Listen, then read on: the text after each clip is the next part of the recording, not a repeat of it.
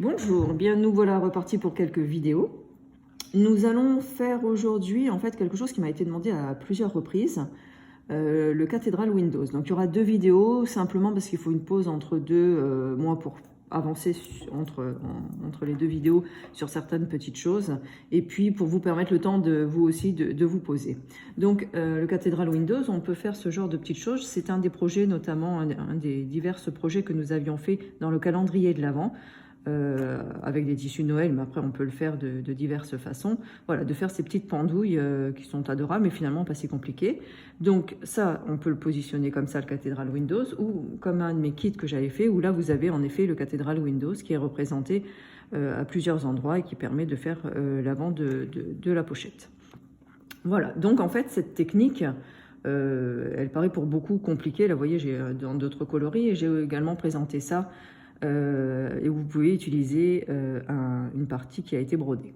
Voilà, donc pour faire quelque chose de cette taille-là, on va partir sur un carré de 18 cm et dans lequel on va tracer une marge de couture intérieure de 1 cm.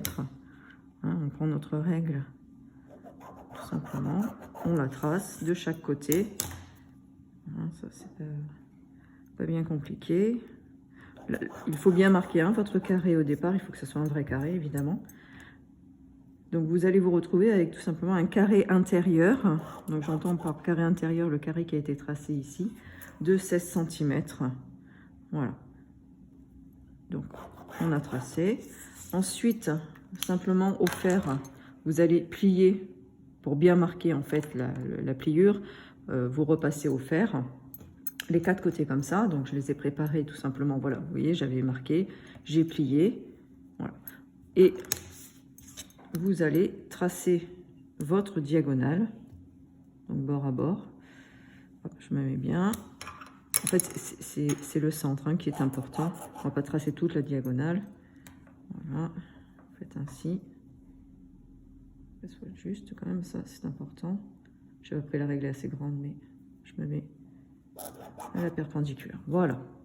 Une fois que vous avez tracé votre diagonale, c'est simplement parce qu'en fait, on va rabattre les quatre angles vers le centre, la diagonale. Voilà, comme ça. Vous allez simplement faire comme une enveloppe. Hein. Voilà, votre carré, vous allez le positionner comme ça.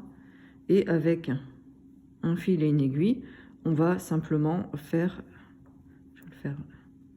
Voilà, on va faire quelques points. Alors, ce que je fais, je pique vers l'intérieur pour cacher mon nœud. Je vais chercher celui d'en face. Voilà.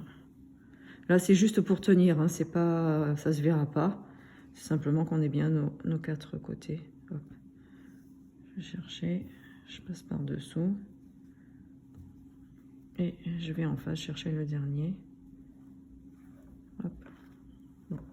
Le mieux, c'est quand même de passer un petit coup de fer. Hein. Quand on a plié, ça serait plus facile. Voilà. Là, je vais le faire juste après. Hop, par-dessous, je vois où est mon centre. Voilà. C'est pas très technique ce que je vous fais.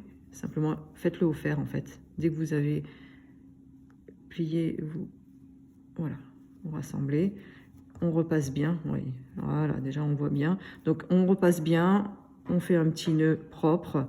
Voilà, tout simplement pour obtenir quelque chose comme ça. Alors, vous voyez, j'ai mis mon petit nœud là. C'est bien ouvert partout. Voilà, donc une fois qu'on a ça, donc il vous en faudra deux de toute façon, c'est pour ça que le deuxième est en préparation.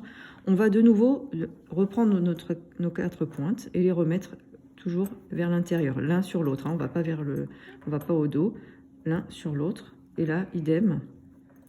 Je vous reconseille de nouveau un petit coup de fer. Voilà, vous faites ça, vous faites un petit coup de fer, vous appuyez bien. Là, il faut que ce soit vraiment propre, vous voyez.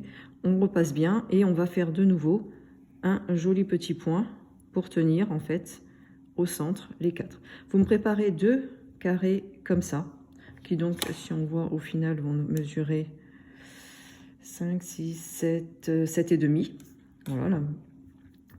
Voilà, vous me préparez deux carrés comme ça, identiques, et on se voit dans la prochaine vidéo pour positionner en fait le petit carré et voir comment tout ça s'agence.